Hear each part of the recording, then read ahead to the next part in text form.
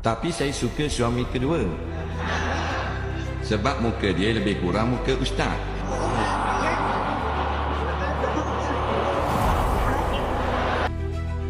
Tahun 1980 suami saya mati lemas.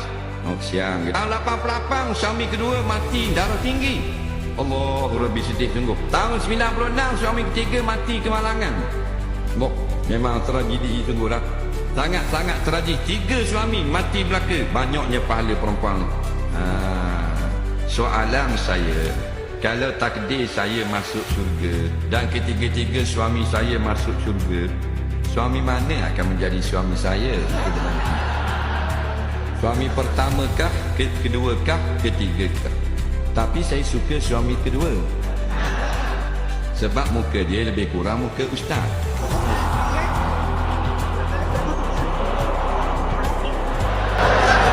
Berat memang. Mu cari pasal ni.